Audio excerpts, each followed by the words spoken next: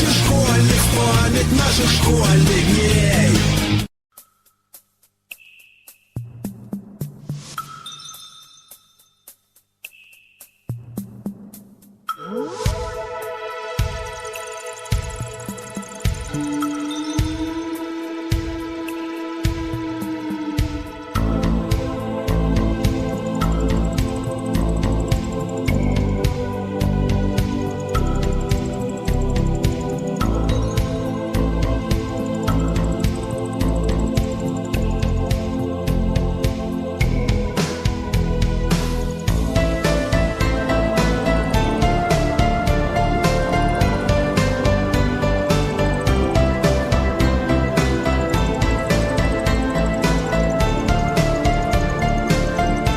Здравствуйте, уважаемые зрители!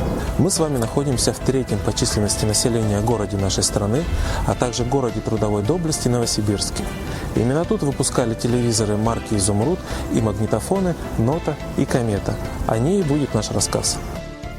Большинство советских стационарных кассетных магнитофонов имели довольно схожую идею внешнего оформления. Замысел был в том, что магнитофон должен работать в стойке с другой аппаратурой, усилителем, радиоприемником и проигрывателем, которые можно было подобрать на свой вкус и кошелек. Когда в 1986 году в магазинах появились магнитофоны «Комета 225 стерео» и «Нота 225 стерео», они сразу вызвали интерес среди любителей музыки. «Нота» берет свое начало здесь, в недрах этих зданий, производственного объединения «Луч» города Новосибирска. Даже внешне, благодаря единому стилю с колонками, он напоминает музыкальный центр, тем самым выделяясь среди многих своих собратьев. Тут даже скос верхней части магнитофона совпадает с колонками. А какие у него огромные индикаторы! Но, на мой взгляд, вид довольно-таки спорный, уж больно веселенький. На противоположном берегу реки находится другой завод точного машиностроения. Вот он. Мы на территории завода «Комета».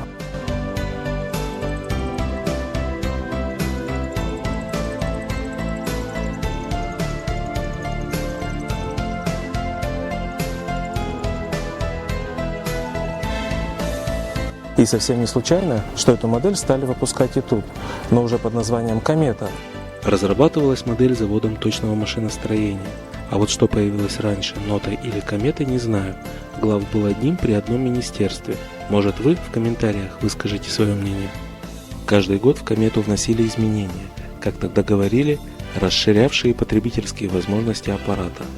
Всякое видоизменение отражалось в появлении цифры после буквы «С» в названии.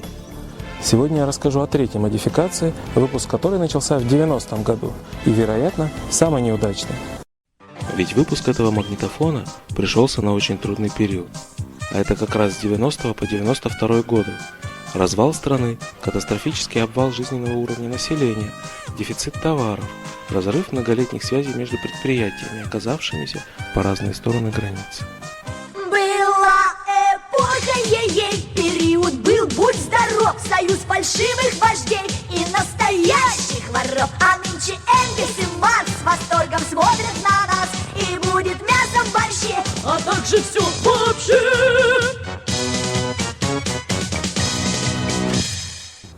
Насколько мне известно, в конце 80-х была идея выпустить эту модель с возможностью работы от батареек, а для этого нужно было многое изменить. В первую очередь убрать старый, большой, тяжелый и к тому же работающий от 220 вольт двигатель. Выбор готовых двигателей был невелик, поэтому он пал на ДП-40, применявшийся в портативных кассетниках.